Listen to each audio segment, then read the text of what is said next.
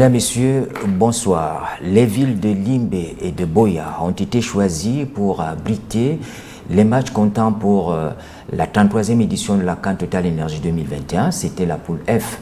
Ont évolué ici notamment le Mali, la Mauritanie, la Tunisie et bien sûr la Gambie. En huitième de finale, on a vu arriver la Guinée équatoriale et le Gabon. Et au moment où s'achève cette compétition sur le site de Limbe, nous voulons, à travers cette édition de scène de presse, qui intervient d'ailleurs après la trêve de la CAN, nous voulons faire le bilan, un bilan typiquement sportif de cette compétition. Il est question de revenir sur le jeu offert sur le terrain par les acteurs. Il est question de voir les problèmes d'accueil, les problèmes d'hébergement. Il est question aussi de parler de la sécurité et pourquoi pas juger le niveau du jeu pendant cette compétition parce que nous sommes à quelques mois de la Coupe du Monde qui va se jouer au Qatar. Et pour en parler, nous avons avec nous dans ce studio du stade de Limbe, merci déjà d'être là, Monsieur Thomas Thio, vous êtes promoteur du sport, président de club, merci d'avoir honoré ce rendez-vous. Merci pour l'invitation. Également Hugo Moissonnier du service sport RFI, merci d'être là. Merci pour votre invitation. Eh bien, la CAN Total Énergie s'est donc jouée à Limbe. Nous avons d'ailleurs eu l'occasion d'accueillir le président de la CAF qui a assisté à un match ici à Limbe. Cette CAN s'est jouée sans incident majeur comme on a pu l'observer à Limbe. Nous sommes d'ailleurs de tout cœur avec les familles éplorées, celles qui ont perdu un membre pendant cet incident. Mais enfin, Hugo, on va dire que la CAN Total Énergie 2020, c'était un pari gagné.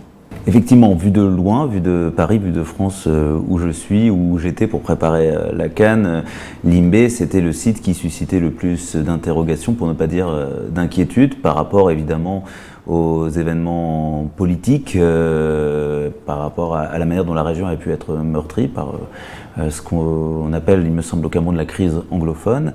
Et forcément beaucoup d'interrogations au moment où on est arrivé, donc on avait même fait un point avec les personnes qui s'occupent de la sécurité à RFI, je vous dis en toute transparence un peu comment ça se passe. Néanmoins, c'est vrai qu'en arrivant et en ayant tout de suite des contacts avec des gens qui vivent dans la région, on a été un petit peu rassurés par le fait que les matchs pourraient se tenir, que les équipes pourraient être hébergées et évoluer en sécurité ici à Limbe, mais aussi à Buea, parce que c'est aussi l'une des particularités de ce site, c'est qu'en fait c'est un site sur deux villes, réparti sur deux villes, et c'est vrai que la ville de Buea suscitait peut-être encore plus d'inquiétude que Limbe.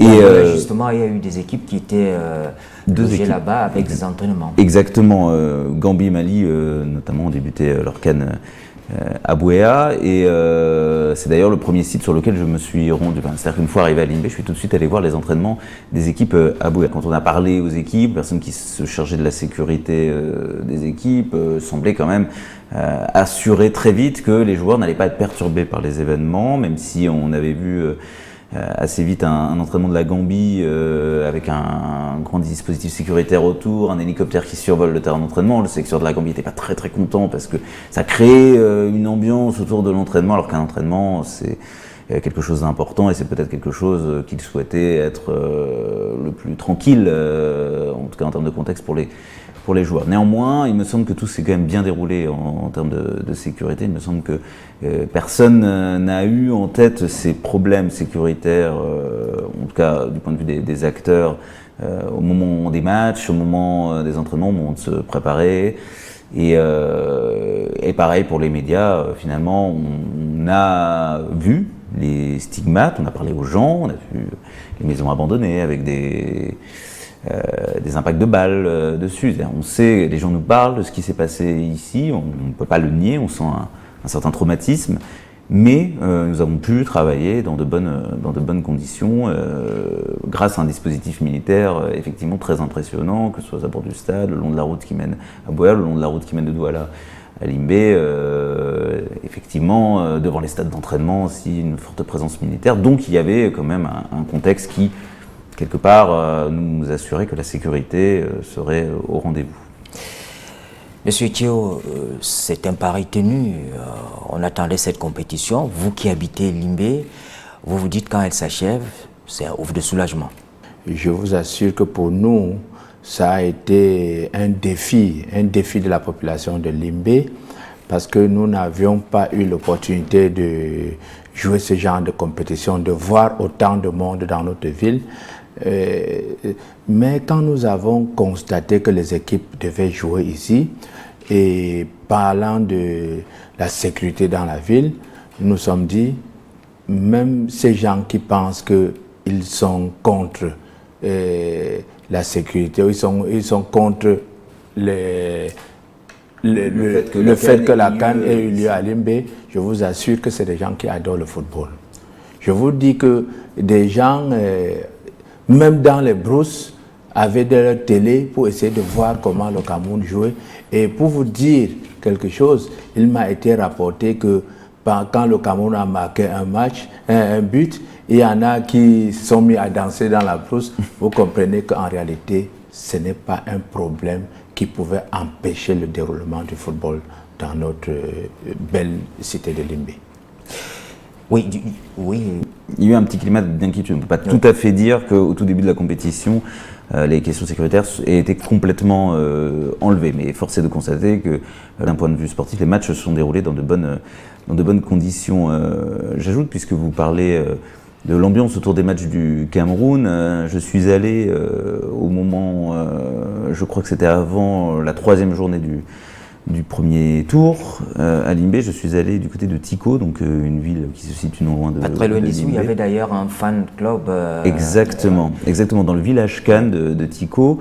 Regardez un match des Lions Indomptables. Donc le match des Lions Indomptables ce n'est pas face à l'Éthiopie, c'était le match qui suivait. J'ai oublié le nom de l'adversaire, désolé, mais ce qui était intéressant, c'était qu'on nous disait que dans cette région, venir avec le maillot des Lions Indomptables ou toute forme de fierté par rapport au drapeau camerounais, c'était pas forcément évident dans les années précédentes, ça l'était toujours pas, mais que la CAN permettait peut-être de progresser par rapport à ça. Les gens avaient peut-être moins peur de montrer leur amour pour ce maillot des Lions Indomptables. Donc je ne suis pas un spécialiste de la région du Cameroun et de la situation, donc je me garderai de porter un jugement ou d'expliquer s'il y a eu des évolutions ou pas, mais c'est en tout cas ce que les gens nous rapportaient, une certaine forme d'évolution par rapport au fait qu'on peut davantage porter le maillot camerounais aujourd'hui dans ces coins-là qu'on pouvait le faire il y a quelques temps, puisque des gens de Bouéa m'ont aussi raconté qu'on ne pouvait pas toujours montrer qu'on était fier d'avoir le drapeau, le maillot camerounais sans craindre des représailles. Donc peut-être y a-t-il un progrès à ce niveau-là.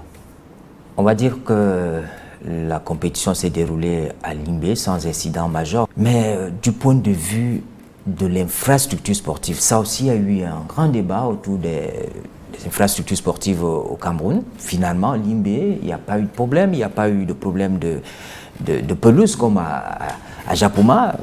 On en sort un peu content.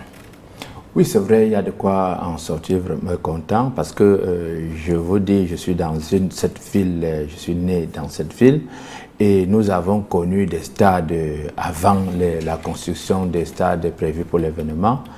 Je vous dis que ce n'était pas du tout facile de jouer au football ici, même comme les enfants jouaient dans la boue. Seulement, le gouvernement du Cameroun a investi énormément pour la construction des stades ici. Et vous voyez les sites d'entraînement à Limbé, toutes les équipes. Déjà, je pense même qu'on pouvait avoir 16 équipes jouant à Limbé et n'aurait pas de problème. Et au point de vue de l'infrastructure hôtelière, j'avoue que les Camerounais se sont mis, le gouvernement de la République aussi, parce qu'il y a Atlantic Beach qui a logé beaucoup de gens. C'est un hôtel qui est à côté de la mer à Limbé, en plein cœur de Limbé. Et j'avoue que je n'ai pas entendu de quoi en ce qui concerne l'hébergement, en ce qui concerne la nutrition. Et pour vous dire un petit truc, j'ai un ami tunisien que j'ai pris sur moi. un supporter tunisien parce que quand j'étais en Tunisie, alors que le Cameroun était en compétition là-bas, j'avais été tellement reçu que je me suis dit il fallait que je rende la pièce de monnaie. C'est dire donc que cette coupe est pour moi une façon d'unifier les Africains en général, le monde entier, parce que quand vous voyez les gens de RFI qui viennent, et je ne sais pas si vous avez été au Cameroun, mais vous venez trouver un peuple assez accueillant, un peuple qui est prêt à vous demander si vous avez un problème, et c'est ça le Cameroun. Donc, mais sauf que quand même, il y en a qui sont venus à Limbé dans l'espoir de visiter la ville parce qu'il y a la mer à côté.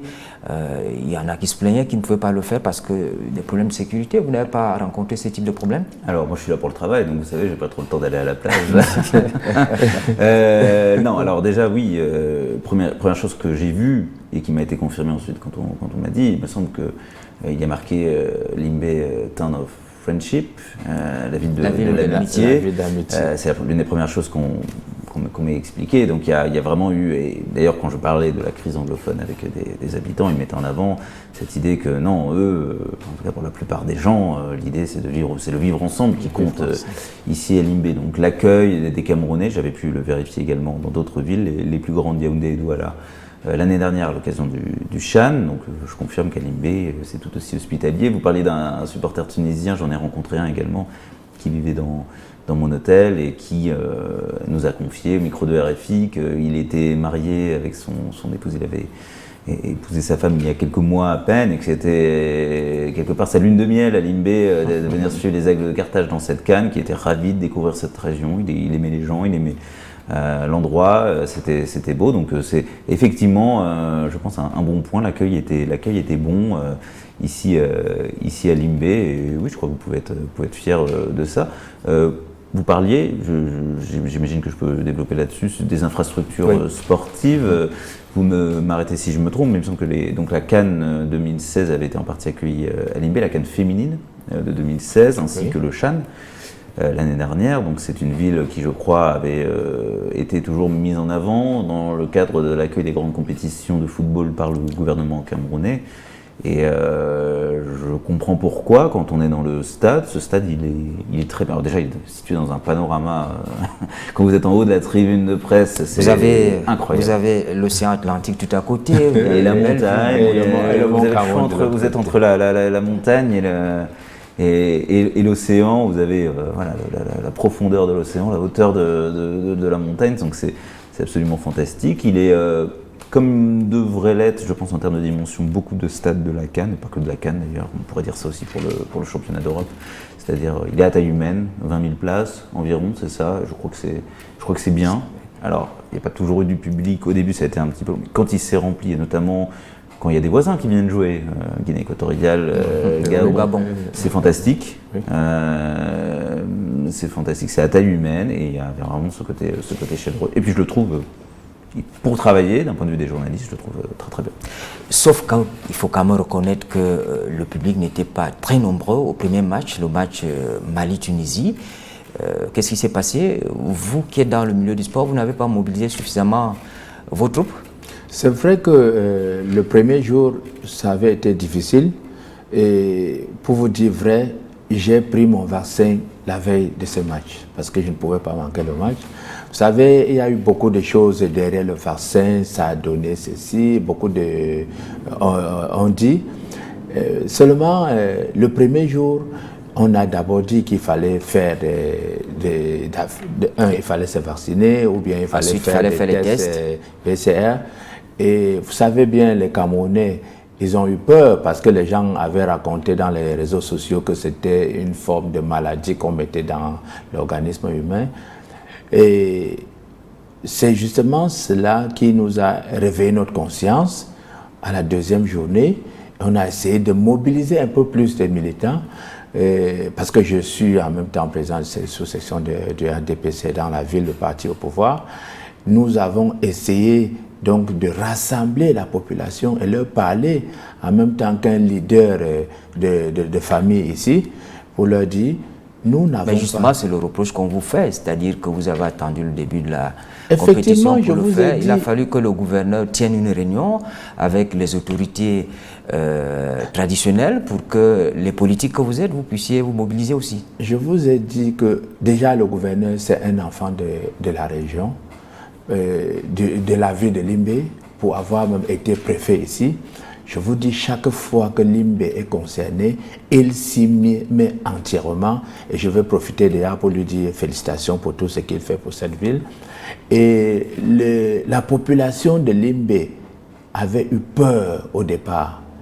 Et vous voyez qu'aujourd'hui, si vous mettez un stade vous augmentez la capacité de ce stade. À plus de 20 000 places. Il pourra être plein.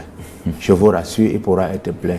Qui plus est, si le Nigeria joue ici, parce que nous sommes à peu près à 3 heures du Nigeria, en mer, c'est un jet de pierre, et la population du Nigeria qui est dans cette ville, elle a une très forte communauté dans cette ville. Donc, il y a eu des couacs au début, parce que les gens avaient un peu peur, mais il y a eu un éveil de conscience grâce au gouverneur du Sud-Ouest, grâce au préfet, grâce à nos chefs traditionnels, grâce à nos dirigeants politiques de la place qui se sont mis fermement.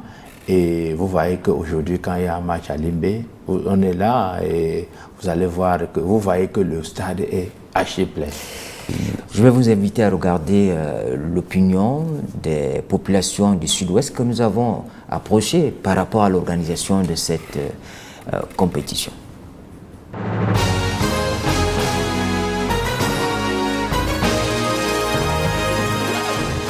La population est ils ont bien réagi. Le gouverneur a fait beaucoup de choses, beaucoup de travail, l'université de Boya aussi, mais surtout la société civile, tout le monde, parce que c'est une fête pour nous. On est en train de célébrer. On célèbre le Cameroun, l'Afrique aussi, parce qu'il y a plusieurs pays qui sont venus ici pour le football. Et c'est mieux, c'est bon quand tu vois la stade est très pleine. Et même pour les joueurs, quand il y a beaucoup de monde au stade, ça aide aussi les joueurs pour jouer le football. Impressionnant, ici à Limbe, j'ai vu que le stade est plein. C'est aussi au niveau international. On pense qu'un de ces jours, je suis sûr qu'une équipe africaine va gagner la Coupe du Monde.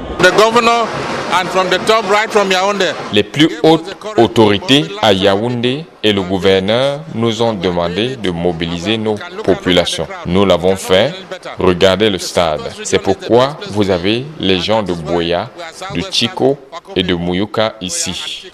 L'organisation est très très forte et je l'apprécie. Certains disaient que le site de Limbe, il n'a pas les gens là-bas, que n'est-ce pas, les gens ne viennent pas regarder le match. Moi-même, je suis ici, je vois les milliers de personnes qui sont ici. Mais je me demande pourquoi les gens donnent les mauvaises impressions. La population qui est dans la région du Sud-Ouest ont vraiment montré qu'ils ont très très contents. J'apprécie beaucoup cette compétition parce que ça a apporté beaucoup de bonnes choses. On a beaucoup de nouvelles infrastructures et ça a renouvelé l'esprit des Camerounais. Vous voyez comment on partage ensemble la joie, l'amour et il y a une nouvelle expérience. Donc vraiment c'est très intéressant et je suis contente d'être parmi les gens qui ont l'opportunité de partager ces joies, de partager ces nouveautés. Et j'espère qu'on va continuer d'aller loin. Ça va apporter beaucoup de bonnes choses pour le Camerounais. Le chef de l'État a voulu que cette CAN soit festive et populaire. Et les populations du site de Boya Limbe sont sorties massivement. Ces populations sont venues au stade supporter les équipes et prouver qu'elles sont des populations patriotes citoyennes. Remercier le chef de l'État qui nous a gratifiés de toutes ces infrastructures sportives.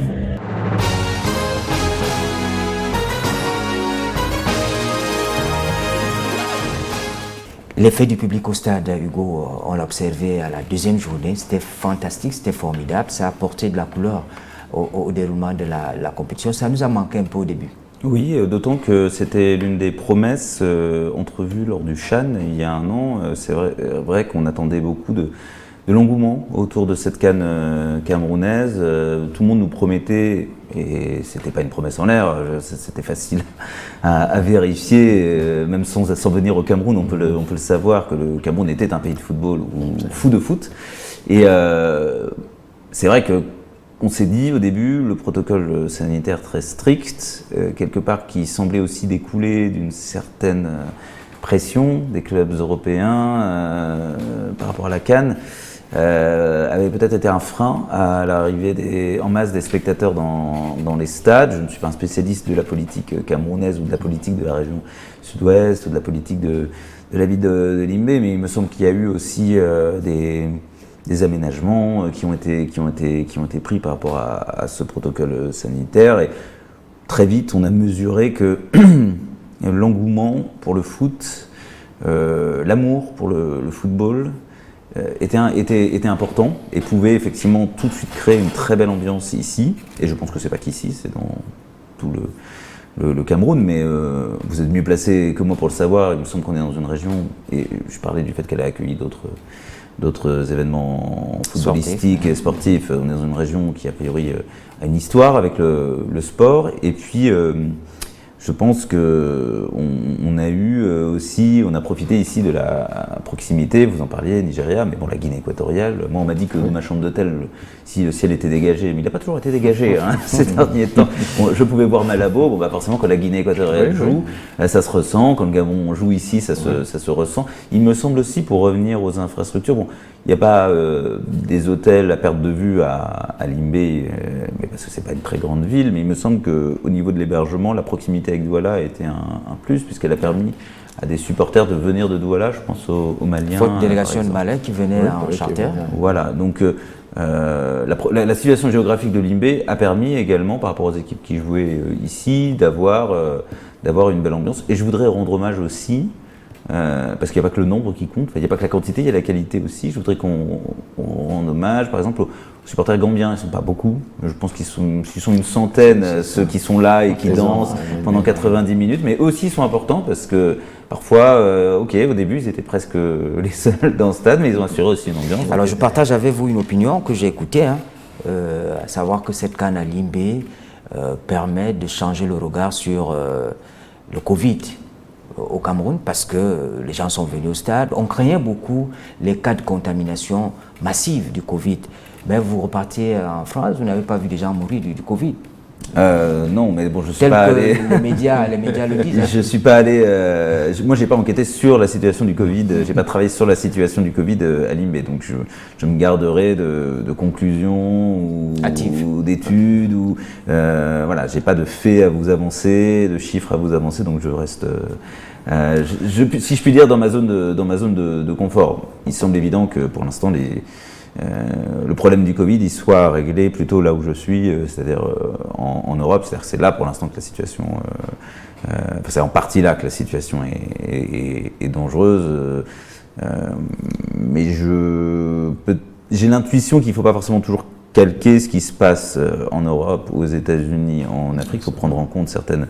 Mais de là à vous dire certainement ce qu'est la situation du Covid au Cameroun, je m'abstiendrai. Ce que je tiens en revanche à faire, c'est rendre hommage aux gens que j'ai pu croiser qui travaillent dans le domaine médical, les gens qui nous ont testés, notamment ici à Limbé, les gens qui travaillent dans les centres de vaccination. On l'a dit, c'est pas forcément une problématique simple la vaccination ici. Et ça, en revanche, voilà, j'ai vu ces gens-là, je les ai vus parfois fatigués. Je pense qu'il y a beaucoup de travail, donc je voulais leur rendre hommage, et aussi à la Croix-Rouge camerounaise ici à Limbé.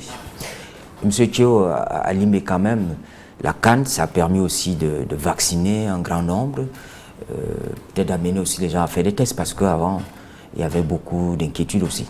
C'est vrai que je vous ai pris d'abord mon cas. Je vous ai dit que moi, je me suis fait vacciner à la veille de la CAN parce que je ne voulais pas rater l'événement, étant donné que je suis vraiment un fan de foot.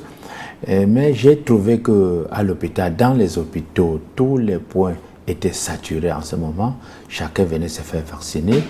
Et si vous regardez à l'hôpital régional de Limbe, on va vous dire que le nombre de personnes qui s'est vaccinées, ils n'ont jamais eu ce nombre. Et je pense que la CAN a été plutôt un effet bien pour la population de Limbe qui a compris en fait que elle a accéléré le processus de vaccination. Le processus de vaccination et que cette maladie était réelle parce qu'à un moment, des gens, parce que nous on n'a pas vu un ami, un membre de la famille mourir de Covid, on s'est toujours dit que bon, c'était une maladie européenne ou bien américaine. Donc on a profité parce qu'à un moment, je me suis dit, mais quand nous étions tout petits, on nous a fait vacciner, prendre les vaccins qu'on mettait ici, le BCG, mais pourquoi aujourd'hui on va croire qu'on va tuer les gens? Parce que les réseaux sociaux n'ont pas beaucoup facilité la population camerounaise à se faire vacciner. Les gens se sont dit, bon, vraiment, vous voyez, lui il est à RFI, le Cameroun suit aussi beaucoup RFI. Vous voyez que même en France, les gens pensent, il y a une partie de la population qui pense que le vaccin n'est pas bien. Et donc, et comme les Camerounais suivent, ils se disent que mais si on dit en France, combien de fois ici? Pourtant, l'événement nous a permis de comprendre que le vaccin est réel et que ça n'a aucun effet secondaire. Je n'ai pas eu un mal de tête parce que je me suis fait vacciner. Pourtant, les gens croyaient que quand tu es vacciné, tu ne peux plus rien. Donc, je crois que c'est un point positif. C'est un point positif et je pense que les pouvoirs publics ont bien fait d'organiser cette Coupe des Nations au Cameroun. Alors, je ne demande qu'à vous croire. Encore une fois, je n'ai pas enquêté précisément sur le sujet. Donc, si ça a fait avancer la vaccination, une certaine prise de conscience ou accélérer le nombre de tests, c'est évidemment très positif. Il faut effectivement rappeler que, enfin, en tout cas ça j'ai pu le vérifier, le Covid existe aussi au Cameroun, il n'est pas totalement absent puisque j'ai des gens, je connais des gens qui tout simplement durant la CAN ont été testés positifs, voire ont été. Il y avait l'équipe de Tunisie avec. Évidemment, il y a les cas au sein des équipes et l'équipe de Tunisie a été particulièrement touchée au moment de son séjour à Limbe.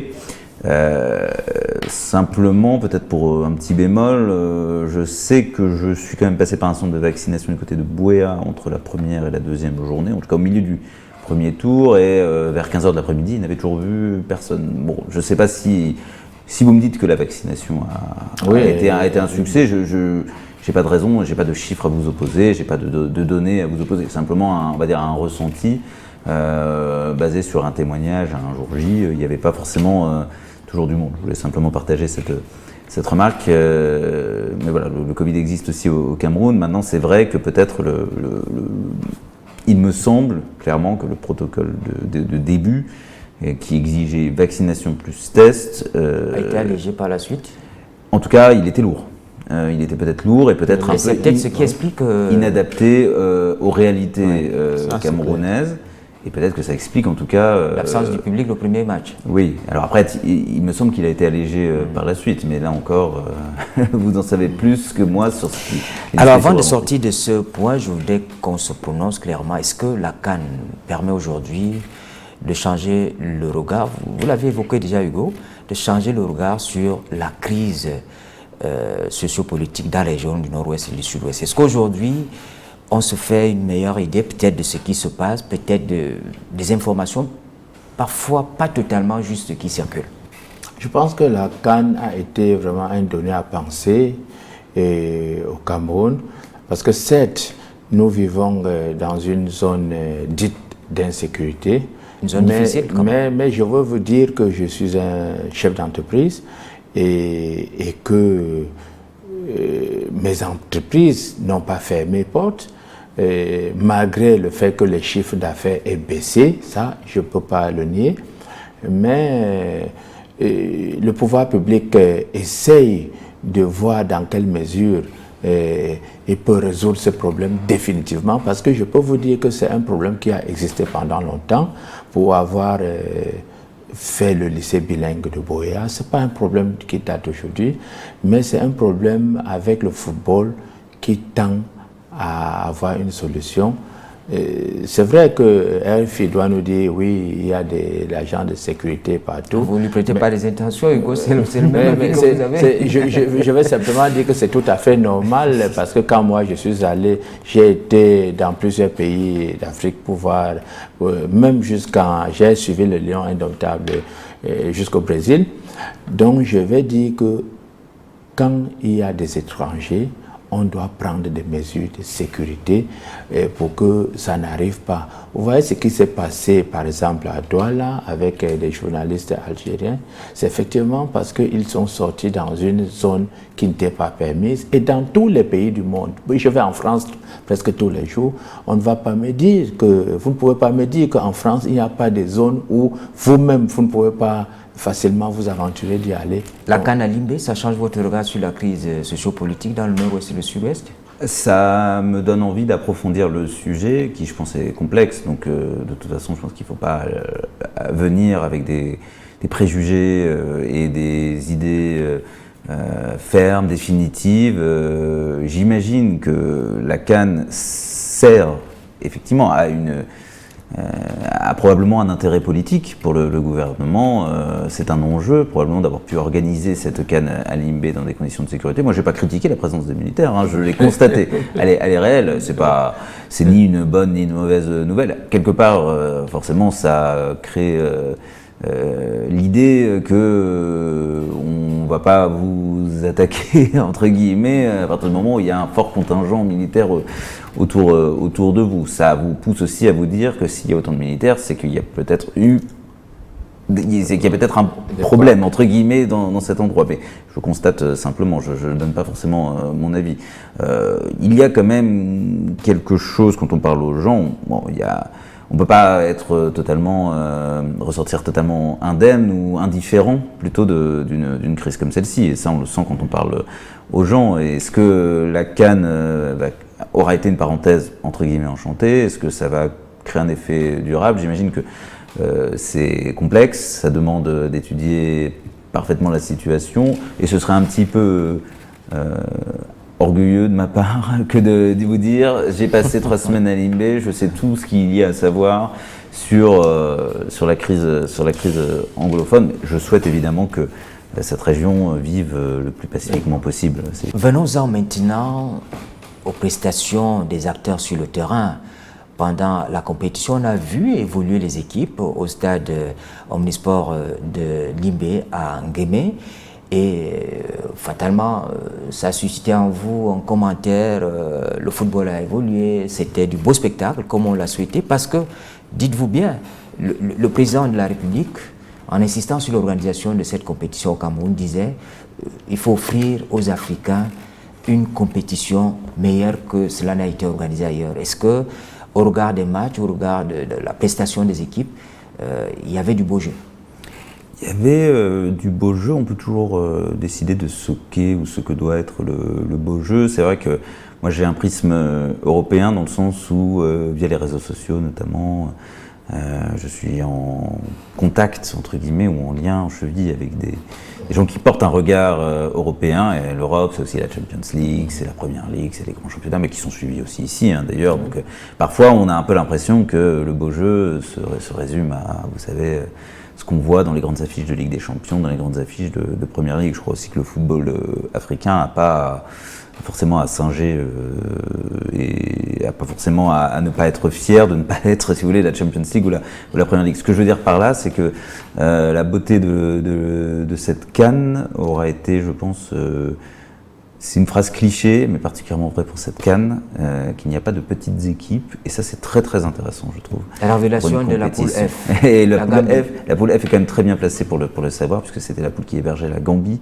Je peux vous dire que quand je suis allé voir la Gambie à Bouéa, juste avant son premier match, on était 2 journalistes, moi et mon collègue. Mon collègue et moi plutôt.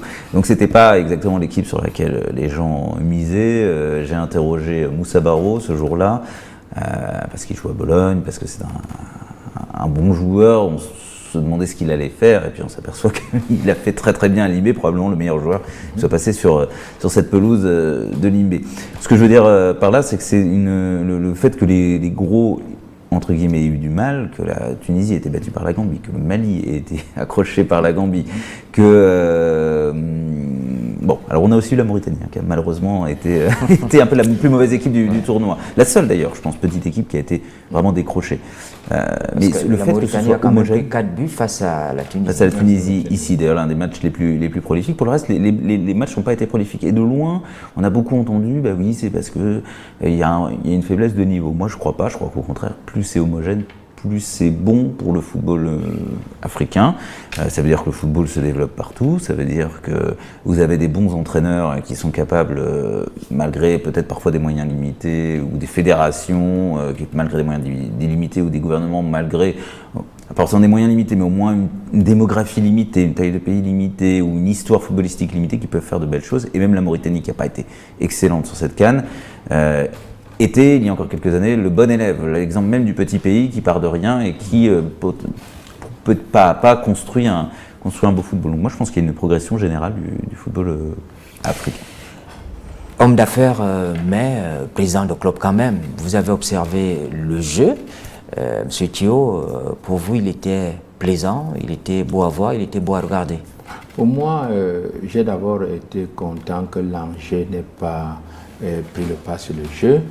Il n'y a pas eu à proprement des actes d'anti-jeu vraiment caractérisés. Et il y a eu cet esprit de fraternité, cet esprit de jouer entre frères, malgré l'enjeu. Et la preuve, c'est que les matchs qu'on a vus à Limbé, on n'a pas eu un cas particulier d'incident grave. Et si, il y a eu un incident, le premier match. Le match Mali-Tunisie, nous tous, on a vécu ce qui s'est passé. Il a été arrêté bien avant, à la fin. Peut-être qu'on va nous expliquer ce qu'a eu finalement l'arbitre ce jour-là. Vous avez déjà une information là-dessus? Parce qu'il y en a qui parlent d'une insolation. On parle d'une insolation, mais quand je parle d'incident, je parle au niveau des bagarres entre les joueurs. On parle par exemple des buts qui créent des problèmes.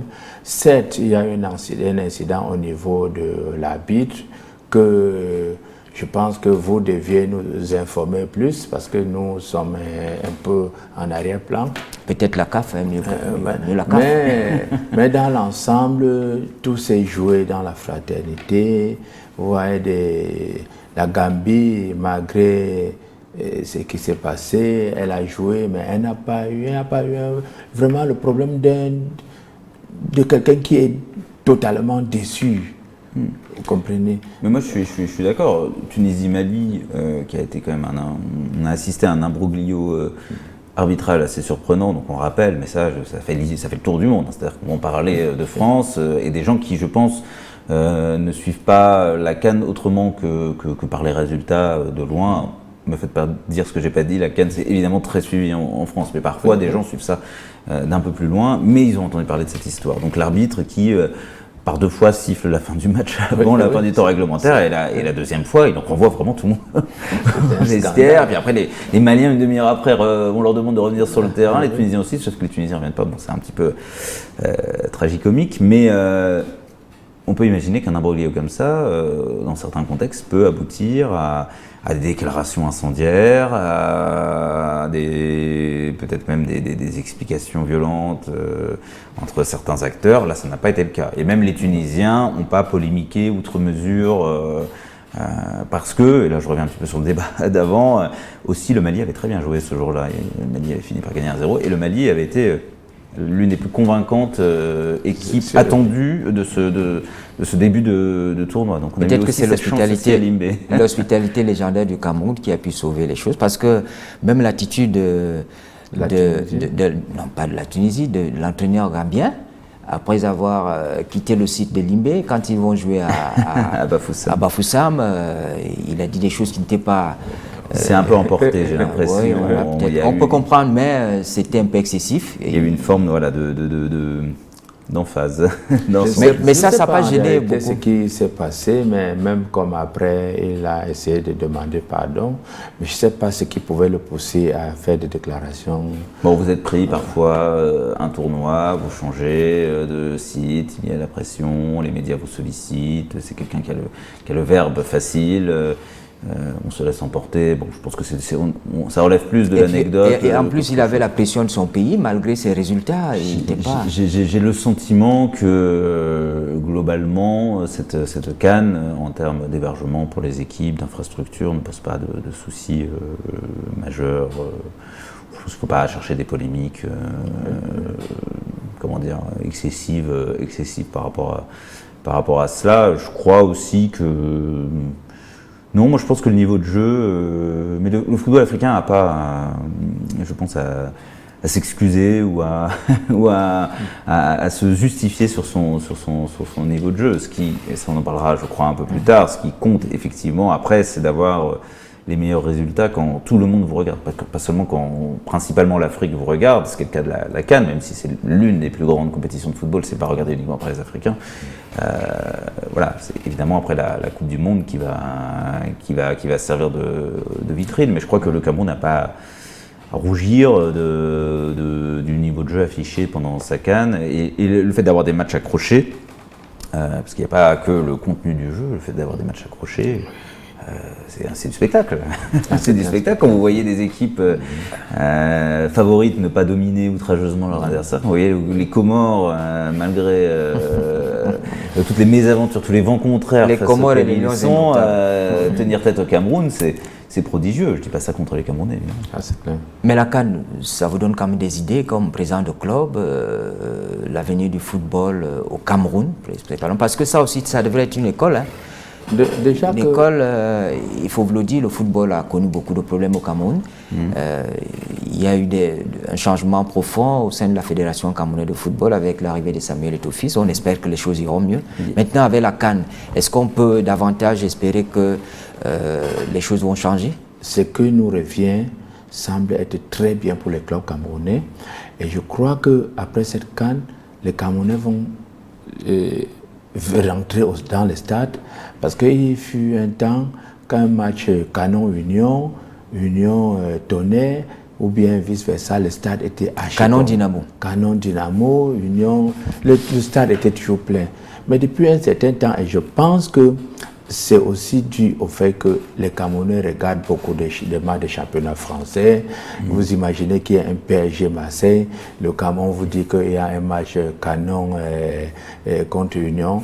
Vous allez... la première ligue aussi, la première ligue aussi. Plus que c'est d'ailleurs pour cette raison que le joueur Mohamed Salah a été... On l'attendait beaucoup ici en Afrique. Parce qu'on connaît pratiquement tous les meilleurs joueurs. Il a été accueilli en héros à Garoua. Donc, pour revenir à nos moutons, comme disait quelqu'un, je crois que la CAN-ci doit nous permettre de nous asseoir et reconstruire notre football à la base. Déjà, il y a beaucoup de structures qui se créent, le développement du football jeune. On doit beaucoup accentuer sur les jeunes. Il faut mettre à profit toutes les infrastructures que nous héritons de la CAN pour promouvoir du beau football au Cameroun. Effectivement, parce qu'ici à Limbe, par exemple, pour ne parler que du cas de Limbe, on a des équipes qui peuvent s'entraîner dans plusieurs sites, et que ce soit à Boya, il y a des sites d'entraînement. Donc il n'y a pas de raison que la prochaine CAN, on n'ait pas des enfants qui ont commencé à jouer après cette CAN. J'ai été venu donc au Cameroun à l'occasion du coup d'envoi du CHAN l'an passé, et j'avais pu, notamment du côté de Douala, interroger quelques acteurs du football locaux. J'étais allé notamment assister à un entraînement de l'Union sportive de Douala, et forcément c'était un peu particulier de voir ce club mythique qui avait notamment remporté, me semble-t-il, la Coupe d'Afrique des clubs champions en 1979 avec Joseph Fontainebleau dans ses cages, s'entraîner dans un terrain d'entraînement qui n'en était pas vraiment un, sans vestiaire. Voilà. Il y avait un problème d'infrastructure. Son directeur sportif me racontait, et on en a parlé hors émission ensemble, comment les clubs de Douala avaient eu besoin d'aller à Limbe. Donc la preuve que Limbe c'est une région de sport, puisque quand vous êtes à Douala, mais il y a un club comme l'Union sportive de Douala, enfin, je pense que vous pouvez me confirmer, c'est pas rien au Cameroun, et besoin d'aller à Limbe pour trouver des infrastructures, c'est valorisant pour la région de Limbé. Mais c'est vrai que beaucoup reconnaissaient, je parlais aussi avec Claude Leroy, je parlais aussi avec Joseph-Antoine Bell, que voilà, il y a un changement qui n'est pas propre au Cameroun, qui est propre à beaucoup de pays africains, notamment de l'Afrique subsaharienne. Les clubs sont... quelque part, on passe un petit peu au-dessus. C'est-à-dire que c'est les clubs européens, voire des joueurs nés en Europe, formés en Europe, aux origines camerounaises, donc qui viennent jouer pour la sélection, qui composent cette sélection nationale. Et d'une certaine manière, est-ce qu'on fait le travail de formation? Est-ce qu'on s'appuie sur des clubs qui sont des clubs qui ont été extrêmement populaires, vous l'avez rappelé. C'est vrai que c'est une problématique qui, je pense, est importante dans le football africain actuel, c'est-à-dire est-ce qu'on développe des équipes nationales ou est-ce qu'on développe un football national, ce qui n'est pas exactement la même chose. Est-ce que les infrastructures de la CAN, mais ça pareil, c'est pas propre au Cameroun, c'est propre quasiment à tous les pays qui organisent des compétitions, y compris en Europe, y compris n'importe où. Est-ce que ces infrastructures que pour votre compétition, elles ont un intérêt au long terme pour développer votre football de tous les jours, entre guillemets? Donc ça, j'imagine que le Cameroun devra se poser ces questions-là. On rappelle que l'année dernière, il y avait eu, suite au Covid, mais le Covid n'expliquait pas tout, parce qu'il y avait un conflit interne dans les instances, il y avait une interruption du championnat. Moi, quand je vais voir l'Union de Douala s'entraîner en janvier ou février 2021, les joueurs, ils s'entraînent sans savoir s'ils vont jouer. Et ça, c'était très dur pour eux. Il n'y a pas que le football, il n'y a pas que la CAN qui focalise l'attention. Il y a eu d'autres faits d'actualité cette semaine. Nous allons regarder la revue de la presse cette semaine.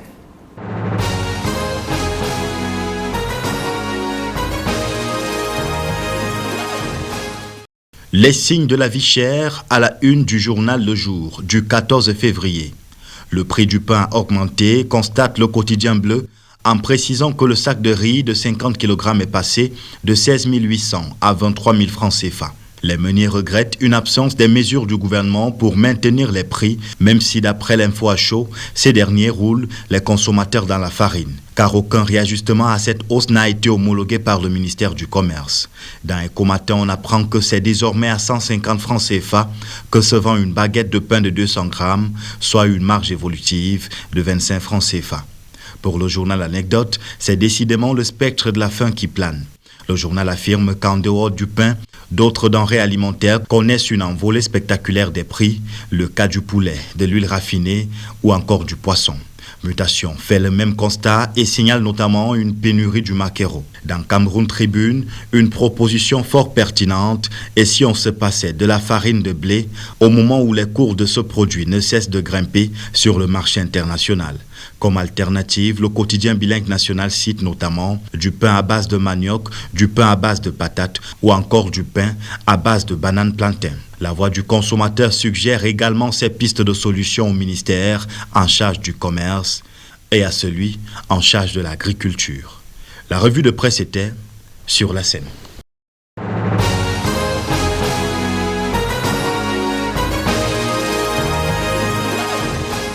Nous sommes à quelques mois de la Coupe du Monde qui va se jouer au Qatar à partir du 21 novembre. L'Afrique va là-bas outillée, rassurée, après ce qu'on a vécu au Cameroun. Ce qui dérange les équipes africaines, c'est que la majorité des joueurs évoluent en Europe, évoluent et quand il y a un regroupement, ils viennent pour 2-3 jours, ce qui fait qu'il n'y a pas cette cohésion dans l'équipe. Je pense que désormais, il faudra qu'on essaie de voir dans quelle mesure les joueurs peuvent avoir un peu de temps pour s'entraîner ensemble afin de pouvoir développer le football. Raison de plus pour comprendre un peu le problème posé par Hugo, à savoir que vous qui êtes promoteur du football, président de club, oui, l'équipe nationale, d'accord, mais il faut commencer par les jeunes. Est-ce que cette expérience vécue pendant la CAN peut permettre de comprendre que vous irez dans ce sens-là, c'est-à-dire qu'on ne parle pas du Cameroun seulement quand c'est l'équipe nationale, mais qu'on parle davantage des clubs? On avait d'abord un rêve d'avoir un footballeur gérer les affaires du football. Aujourd'hui, on a Samuel Eto'o, il est bon joueur. S'il est mal entouré, si vous ne lui donnez pas un coup de main, si vous ne faites pas votre travail, vous pensez que ça pourra marcher? Effectivement, il a été élu à la base d'un plan qu'il nous a présenté et nous sommes obligés de suivre son plan et pouvoir accepter qu'on travaille ensemble pour pouvoir atteindre un objectif ensemble qu'on aura fixé. Je crois que le football africain a de l'avenir. Vraiment, il a de l'avenir. C'est seulement que ce qui me dérange un peu, c'est que les meilleurs joueurs africains doivent préférer jouer en Europe. Et ça, c'est un procès à l'Europe. Ceux-ci doivent jouer à l'Europe. Bon, vous imaginez une équipe du Cameroun aujourd'hui avec le Mbappé jouant dans l'équipe du Cameroun. Imaginez un instant ce qu'on peut faire. Bon, du coup, ça fait... On va jouer pour l'Algérie aussi. Hein. Ce sera un peu le cœur partagé. Il sera très partagé. Sauf au Cameroun, à partir du moment que son père est camerounais, chez nous, vous suivez le pays de votre père. Donc, il devait jouer qu'au Cameroun. Mais bon, il ne faut pas non plus être trop théorique. Je ne suis pas en train de dire que l'Afrique n'arrivera à rien sous prétexte que les championnats locaux ont décliné. Mais c'est vrai que la France est à ce titre un bon exemple, non pas parce que je suis français, mais parce que quand elle gagne la Coupe du Monde en 98, elle le décide bien avant et elle met en place toute une politique. Et ça, celui qui en parle le mieux, c'est pas forcément un Français comme moi, si je puis dire. Je pense à Monsieur Florent Ibenge, que vous connaissez bien, c'est un voisin. Et il parle très bien de la politique de formation, de la manière dont la France a structuré son football. Donc, et d'ailleurs, la France a, à l'échelle de l'Europe, un problème un peu similaire. C'est-à-dire que beaucoup des joueurs français, l'équipe de France, elle est composée quasiment que de joueurs qui n'évoluent pas en France. Donc, on a aussi ce souci. Mais comme quoi, c'est pas forcément un problème que les grands joueurs camerounais jouent en Europe. Mais c'est vrai que dans les grandes générations 80-90, ils avaient aussi... l'école du football avait aussi été l'école locale ou l'école africaine. Et alors, on parle du Qatar, donc premier pays arabe à organiser la Coupe du Monde. Des pays arabes africains étaient en finale de la Coupe arabe, qui était une sorte de répétition pour la Coupe du Monde en décembre, donc l'Algérie et la Tunisie. Et c'est vrai que parce qu'on parle de l'Afrique, mais l'Afrique n'est pas un pays, l'Afrique est évidemment un continent. Et l'Afrique du Nord a ce petit avantage sur l'Afrique subsaharienne aujourd'hui, c'est un football de club performant, qui domine avec comme concurrence peut-être un peu le Congo et le tout-puissant Mazembe, c'est de moins vrai maintenant, ou l'ASV Club, et aussi l'Afrique du Sud. Mais voilà, ce sont des pays qui peuvent avoir un football de club qui servent un petit peu de tampon entre la sélection nationale et les talents qui peuvent naître ailleurs ou sur le territoire du pays. Donc pour le Qatar, avec en plus ce côté arabe, si je puis dire, qui peut les motiver, j'ai beaucoup de confiance pour les pays d'Afrique arabe qui ont en plus ce petit truc en plus. Maintenant, vous parlez des possibilités pour les équipes de bien se connaître, de se roder. Bon, la Coupe du Monde 2022, c'est peut-être le pire exemple parce que je ne sais pas quand les joueurs seront libres pour se préparer avec leur sélection, mais ce sera assez tard. Mais ce qui est certain, c'est que l'Afrique ne peut pas se permettre, mais ça c'est difficile de le mesurer aujourd'hui, mais l'Afrique ne peut absolument pas se permettre d'avoir comme en 2018 aucune équipe qui dépasse la phase de poule. Et je pense que c'est une anomalie de toute manière de n'avoir jamais vu un pays africain dans le dernier carré. Évidemment que l'Afrique le mérite, et évidemment que le football doit absolument voir l'Afrique. C'est un non-sens et de ne pas voir l'Afrique briller davantage. Voilà, on a besoin d'une Afrique forte pour un football fort. On voit rarement un amour aussi modéré pour le football que quand on vient en Afrique. On va devoir se séparer. En disant un mot sur cette CAN, sur l'idée principale que vous retenez, la leçon que vous dégagez de la CAN. Que l'Afrique peut s'enorgueillir d'avoir du bon football dans quasiment tous les pays, des bons footballeurs dans quasiment tous ces pays, parce qu'une CAN à 24, c'est quand même une photographie forcément un peu plus large qu'une CAN à 16, et moi je pense que le football en tout cas se professionnalise, ça perd peut-être un peu en fantaisie, et encore, mais il est très intéressant de voir aussi des petites équipes avec des championnats locaux finalement assez présents au sein de la sélection. Je pense même à des équipes qui n'ont pas passé le premier tour, comme l'Éthiopie, réaliser de très bonnes choses. Donc moi je pense que le football... L'Afrique est un continent de football, l'a toujours été et l'est d'autant plus aujourd'hui à l'aune de cette CAN. La CAN Total Energy 2021, ça a été une bonne chose pour le Cameroun. Les projections sont bonnes. Les projections sont bonnes, d'autant plus que, vous savez, quand on a dit qu'on jouait à 24, on s'est dit, mais waouh, il faut suffisamment des hôtels, il faut des stades d'entraînement, il faut des stades. Mais le Cameroun a gagné son pari parce que nous avons joué sans problème, il y a eu suffisamment de stades d'entraînement. Et je crois donc que l'espoir du football est au Cameroun et que nous devions nous mettre pour pouvoir préparer les jeunes à croire que le football n'est pas pour des enfants qui n'ont pas réussi à l'école, mais pour des enfants qui peuvent effectivement réussir dans leur vie et qui se donnent au football. C'est la fin de cette édition de Scène de Presse. Nous avions sur ce plateau pour faire le bilan sportif de la compétition qui s'est jouée, tout au moins la poule F qui se jouait à Limbé. Nous avions Hugo Moissonnet du service des sports de RFI et puis Thomas Thio qui est homme d'affaires, président de club à Limbé. Nous avons bénéficié de l'accompagnement technique de Wilson Walter Nana qui est avec les équipes d'Optimum qui nous permet donc de vous regarder et de vous proposer ce programme à la maison. Mesdames, Messieurs, merci de nous avoir suivis. Bonne suite des programmes sur la CRTV.